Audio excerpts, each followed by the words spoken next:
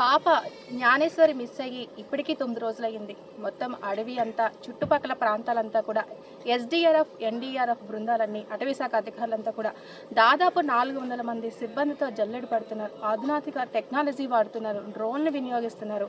కానీ పాప ఆచూకీ మాత్రం తెలియలేదు. కానీ పాపకు సంబంధించి అనేక కోణాలలో అయితే అనుమానాలు వ్యక్తమవుతున్నాయి. అనేక కోణాల్లో పోలీసులు కూడా దర్యాప్తు చేస్తున్నారు. ఒక పక్కన ఇక్కడ అంత క్రూరముగాలు లేవు, ఏదో చిన్న చిన్న అడవి పందులు మాత్రమే, అడవి కుక్కలు మాత్రమే తిరుగుతాయని, అవి మనుషుల మీద అటాక్ చేయవని అటవీ శాఖ అధికారులు చెప్తున్నారు. కానీ ఇక్కడ ఆ రోజు చివరిసారిగా పాప కనిపించిన ప్రాంతం ఏదైతే ఉందో ఆ ప్రాంతంలో కుక్కకు చెందిన వెంట్రుకలు, పాపకు చెందిన వెంట్రుకలు కనిపించాయని చెప్తున్నారు.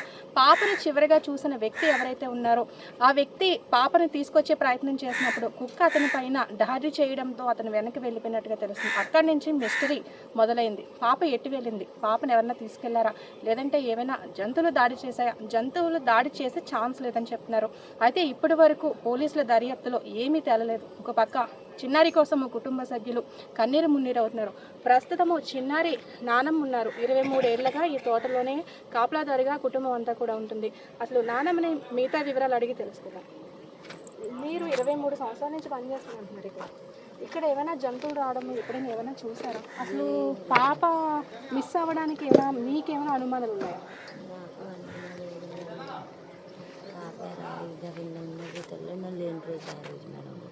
ఆ పాప ఎలా జరిగిన రోజు తర్వాత రోజు వచ్చింది రాండ్రి మమ్మల్ని నాకు అంచి ఏమి జరగలేదు. ఇప్పటికైతే ఏమి జరగలేదు. 23 సంవత్సరాలు పెట్టారు. జంతువులు రావడం, కుక్కలు రావడం, అక్కడ ఏమి లేదు మేడం. ఉండడం చేయడం ఇంతవరకు దాకా చేస్తున్నాం. ఈ తర్వాత ఏమైంది నా పాపం. ఇప్పుడు మీకు కానీ, మీ కుటుంబ సభ్యులు కానీ, మీ కోడలు కానీ, కొడుకు కానీ ఎవరైనా శత్రువులు ఉన్నారా? ఎవరు ఏమీ లేదు, అలాంటి ఏమి లేదు. గొడవలు పంతాలు ఏమి లేవు, అందరం కలిసి ఉంటాం. అయితే ఇక్కడైతే జంతువులు అవి తిరగవు, మనుషుల మీద అటాక్ చేయవని అధికారులు చెప్తున్నారు. అలాగని ఎవరైనా తీసుకెళ్లారా అంటే ఇటువైపు ఆ జీడి తోటలో ఎవరైతే ఒక వ్యక్తి ఉన్నారో ఆ వ్యక్తి కూడా మేము వెళ్ళిపోయామని చెప్తున్నారు. కానీ ఇక్కడ ఎక్కువ జనసంచారం ఈ లోపల ఏమైనా ఉంటుందా? ఏ టయానికి జీడి తోటలకు వచ్చి వెళ్ళే వాళ్ళు ఉన్నారు? జీడి తోట మా తోటలో మా ఉన్న తోటలో కదా మేడం గారు ఎవరు రారు. ఏదో తోటలో చుట్టూ పెంచింది మేడం గారు. అక్కడికి వెళ్ళాలన్నది మేము వెళ్ళాం. ఇంటి దగ్గర తప్ప రెండో దగ్గరికి వెళ్ళాం మేడం. ఇక్కడ సీసీ కెమెరాలు ఓన్లీ ఇది ఒకటే ఉందమ్మా, ఇంకా ఎక్కడైనా మేడం గారు ఇది ఒకటే ఉంది. 2 ఉండే మేడం గారు తీసేశారు, ఇది ఒక్కటి పెట్టించారు. కానీ చాలామంది ఇక్కడికి వస్తున్నారు.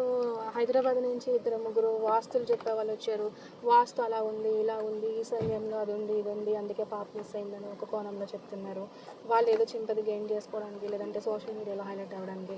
దాంతోపాటు క్షుద్ర పూజలు కూడా చేస్తారు. ఇప్పుడు అమావాస్య వస్తుంది, వీళ్ళు దానికి ఏమైనా పాపను అపహరించుకుపోయారని కూడా కోణంలో కొన్ని అనిపిస్తున్నాయి. అది నిజంగా అది నమ్మచ్చు అంటారు? అలాగే వినాలి ఏమండి మేడం గారు, చెత్త చేయొచ్చు. మరి ఈరోజు అమావాస్య కట్టుకోవడం, ఈ అమావాస్య 3 సంవత్సరాలకు ఒకసారి గట్టిగా వచ్చిందండి వాళ్ళు. మరి అలాంటి వాళ్ళు ఏమన్నా చెత్త చేయొచ్చు మేడం గారు. లేదు తీసుకెళ్ళి పెంచుకునే వాళ్ళు ఉంటే అదొక మేడం గారు. పాప వస్తుందని కోరుకుంటున్నాను. ఇంతమంది పోలీసులు, పక్కన డిప్యూటీ సీఎం అందరూ స్పందించారు. అడివంతా జల్లెడ పడుతున్నారు. కానీ ఎక్కడ కూడా ఒక ఆధారం కూడా దొరకలేదు. అంటే పాప ఎక్కడో క్షేమంగా ఉందని అనుకుంటున్నారా? బయటనే ఎక్కడో క్షేమంగా ఉన్నదని అనుకున్నాం మేడం. ఇలాగ ఏం జరగలేదని అనుకున్నాం. మీరేమవుతారమ్మా? మా ఊళ్ళండి అంటే తోటల పనికి కట్టొస్తాం కదా మేము. ఎన్ని వరుస ఇలా ఎప్పుడో నేనైతే దగ్గర 10 సంవత్సరాలు పెట్టి తోటలాంటి రాలేదు, పనికి కట్టాను. పాలు బాబుకు రాలేదు నేను. తర్వాత ఇలా జరగానే బాధ వేసింది అందరికీ. ఏంటి ఇలా జరిగింది పాపం. ఎప్పుడు ఇటువంటివి లేవు కదా, పుల్లు సింహాలు కూడా తిరగడం ఇందాక మనకు లేదు. ముసళ్ళు ఉంటాయి, వాటర్స్ ఉన్నాయి, ఇటువైపు వాటర్ ఫ్లాస్ ఉన్నాయి. వాటర్స్ లేదు, మేదల్లో ఉంటుంది కానీ ఎంతవరకు ఎప్పుడు రాలేదు మేడం, మేము చూడలేదు. మరి ఇది ఎలా జరిగింది అన్నది కూడా దేవుడికే తెలియాలి తప్ప కానీ ఎవరు కూడా ఇది చూసాము వీళ్ళు ఎలా వచ్చారు అన్న మాట మాకు ఎవరికి తెలియదు. మరి ఎంతవరకు మరి ఇప్పుడు ఇలా జరిగిందంటే ఇది ఆశ్చర్యంగా ఉంది. ఇప్పుడు పాప వెళ్ళిన దారి మహా అయితే ఒక ఎంత పరిగెత్తుకొని వెళ్ళినా ఎంత దూరం వెళ్తుంది అది చూసి కంటి చూపులో మాయమైపోయిందంటే ఇది ఎవరంటే చేసిన బాపతేమో అని వాళ్ళకి బాధ ఉంది.